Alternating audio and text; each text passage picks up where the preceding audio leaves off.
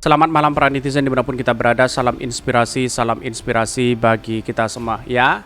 Mantan Ketua PPATK kesaksian Irwan dan bukti ya 27 miliar cukup jadikan Menpora Deto tersangka.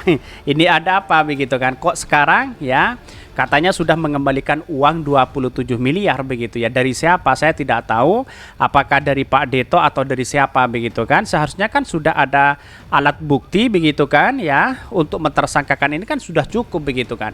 Ada pengakuan, ada penerima dan sebagainya dan ada bukti di situ begitu berupa uang 27 miliar. Kenapa Kejagung tidak bisa atau setidaknya tidak bisa menjadikan tersangka Pak Dito atau apa begitu kan ya? Apakah ini adalah kasus lain dan sebagainya begitu kan, biar masyarakat tidak menjadi spekulasi di masyarakat begitu kan, setidaknya memberikan klarifikasi sebenarnya uang itu dari mana begitu kan, sesuai apa yang disebutkan dari kesaksian Irwan ya. Dengan bukti itu ya memang benar ditujukan kepada Pak Dito katanya begitu ya, tapi sebelum diperiksa ya Pak Dito ini ya sebelum periksa H-1 uang itu dikembalikan 27 miliar. Tetapi walaupun dia benar misalnya, dia tidak bisa menggugurkan hukum itu karena niat jahat itu kan sudah diterima begitu kan. Tetapi mari kita baca terlebih dahulu komentar-komentar netizen seperti ini. Ini komentar-komentar netizen ya, mantan Ketua PPATK ya kesaksian Irwan dan bukti 27 miliar cukup jadikan Menpora Deto tersangka. Begitu banyak sekali pro dan kontra begitu ya. Bahkan ya di sini disebutkan bahwa ya gurita korupsi BTS ya belit kalau Megawati dan Jokowi. Apa ini maksudnya begitu ya? Ini banyak sekali kritikan-kritikan dari netizen begitu kan. Artinya itu sudah membenarkan kebenaran penerima suap. Mau apa lagi? Apa hukum tidak berlaku sama? Benar begitu kan?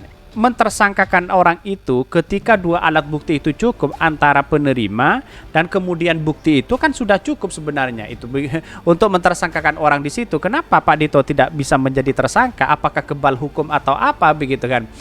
Untuk mencokok menteri ya perlu izin atau restu dari sang presiden. Benarkah seperti itu begitu? Kalau seperti itu kacau begitu ya. Sepanjang izin tersebut nggak keluar, mau sampai lebaran ya Dito akan melenggang-lenggang di istana. Apa benar demikian Bung Mahfud MD begitu kan? Ya apa-apa izin presiden, apa-apa izin presiden. Apakah kekuatannya hanya di presiden begitu kan? Bagaimana kalau presiden itu terafiliasi kepada yang lain begitu kan? Kan itu yang tidak. Ya saya heran bahwa kenapa hukum kita itu seolah-olah ya tumpul ke ke atas ya tajam ke bawah begitu kan. Yang namanya keadilan sosial bagi seluruh rakyat Indonesia itu harus sama di mata hukum begitu kan. Di semua kementerian banyak spanduk berantas korupsi, giliran menteri dan pada korupsi pada diam. Berantas korupsi hanya janji kampanye doang begitu, betul begitu kan ya. Baru juga ya bentaran jadi menteri udah kasus baik. Apa gara-gara itu jadi ya belendung ya. Gitu badannya ya nyimpen 27 M sendirian di apa maksudnya ini ya. Jadi artinya apa? Artinya menurut saya pribadi kalau memang dua alat bukti itu cukup, saya rasa untuk mentersangkakan itu cukup begitu kan. Ya kenapa sampai sekarang masih menjadi spekulasi begitu kan? Sebenarnya uang itu dari siapa? Harus terbuka kepada masyarakat dong begitu kan. Biar Kejagung ini ya sebagai lembaga independen yang dipercaya oleh masyarakat di situ begitu kan, setidaknya kan harus dikeluarkan, harus disampaikan kepada publik begitu kan. Enaknya koruptor di zaman Jokowi, kalau ketahuan ya uang dikembalikan, ya koruptornya bebas. Kalau nggak ketahuan ya lanjut aja, buktikan kalau KPK masih kuat. Ya KPK-nya sudah seperti itu begitu kan ya, apalagi nanti begitu kan ya. Banyak yang kemudian Harun Masiku masih belum ditangkap dan sebagainya begitu.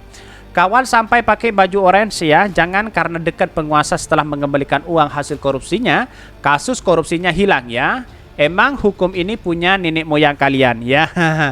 Ya ayo Pak Jokowi, yang salah ditindak, yang benar dilanjutkan begitu ya. Kira-kira seperti itu begitu. Tapi inilah politik kita begitu ya. Tetapi mari kita baca terlebih dahulu beritanya seperti ini. Ini beritanya ya, mantan Ketua PPATK kesaksian Irwan dan bukti 27 miliar cukup jadikan Menpora Deto tersangka. Benarkah seperti itu? Dikutip dari gelora.co ya, ini mantan Kepala Pusat Pelaporan dan Analisis Transaksi Keuangan PPATK Yunus Husin menilai Menteri Pemuda dan Olahraga Dito Aritejo bisa dijadikan tersangka dalam kasus dugaan ya percobaan merintangi proses penyidikan korupsi BTS Kominfo. Bahkan dalam pasal ini ya politisi muda dari Partai Partai Golkar itu diduga menerima aliran dana 27 miliar dari komisaris PT ya Solitex Media Sinergi Irwan Hermawan. Sesudah menerima itu ya sudah selesai perbuatan korupsinya mengembalikan uang ya, itu tidak menghapus pidana korupsinya sebagaimana Undang-Undang Tipikor. Seharusnya sudah ada dasar yang kuat menurut saya. Karena di undang-undang jelas sekali mengembalikan uang itu tidak pernah menghapus korupsi, ujar Yunus dalam diskusi ya kupas tuntas kasus korupsi BTS melalui media virtual. Artinya apa? Iya begitu kan. Artinya kita melihat bahwa kenapa ketika ada korupsi lalu kemudian ya mau dikembalikan atau tidak begitu kan, tetapi karena niat itu sudah ada begitu kan, maka kemudian seharusnya itu kena begitu kan. Ya inilah yang kemudian menjadi cikal bakal bahwa persoalan-persoalan politik itu harus benar, persoalan-persoalan korupsi itu harus benar-benar ditindak begitu kan, siapapun orangnya, biar masyarakat itu tidak dijadikan sebagai objek bahwa ya hukum itu adalah tumpul ke atas tajam ke bawah begitu kan. Karena pada akhirnya kita lihat saja persoalan-persoalan sekarang begitu kan, banyak orang-orang yang korupsi lalu kemudian bebas begitu kan. Itu yang kemudian menjadi ya kepentingan-kepentingan besar ya di satu sisi begitu. Ya kapan mau maju bangsa kita kalau seperti ini terus begitu ya. Diketahui dalam berita acara pemeriksaan BAP, Irwan Hermawan menyebutkan memberikan uang senilai 27 miliar kepada Deto Aritejo dalam rentang waktu November-Desember 2022. Penyerahan uang berlangsung 2 kali di rumah Deto, Jalan Denpasar, Jakarta Selatan. Itu kan sudah ada pengakuan dari mereka begitu ya. Bahkan Yunus mengatakan dengan kesaksian Irwan ditambah barang bukti 27 miliar, semestinya unsur 2 alat bukti untuk menetapkan Dito sebagai tersangka sudah dipenuhi. Bahkan jikalau sudah ada 2 alat bukti, ya minimal 2 tadi, memang masing-masing unsur itu seharusnya sudah bisa terjadi tersangka. Sebelumnya Irwan mengaku ke penyidik melakukan pengumpulan uang dari konsorsium dan ya subkontraktor ya proyek BTS 4G Bakti Kominfo senilai 243 miliar untuk meredam pengusutan perkara proyek ini oleh Kejagung. Bahkan ada lebih dari 10 orang diduga menerima aliran dana tersebut ya dengan nominal 1,7 miliar hingga 75 miliar. Bahkan untuk Deto, uang 27 miliar itu diberikan dalam pecahan dolar Amerika Serikat. Duit itu diserahkan media November-Desember 2022. Penyerahan uang berlangsung 2 kali di rumah Deto, Jalan Denpasar, Jakarta Selatan. Bahkan sewaktu Irwan menyerahkan uang, ya Deto Aritejo masih menjabat staf khusus Kementerian Koordinator ya Kominfo atau Perekonomian. Deto adalah politikus muda Partai Golkar, sedangkan Menteri Koordinator Menko Perekonomian Airlangga Hartarto melupakan ketua umum partai berlambang pohon beringin tersebut. Bahkan belakangan ini kuasa hukum Irwan Magdir Ismail mengaku ada pihak yang telah mengembalikan uang tersebut. Hal itu diungkapkan sehari setelah Deto diperiksa oleh Kejagung ya terkait dengan kasus menyeret namanya. Artinya apa? Ini tadi kan sudah clear di situ begitu kan. 2 alat bukti kan sudah cukup begitu. Bagaimana nyanyian-nyanyian yang kemudian orang-orang di luar sana begitu ya.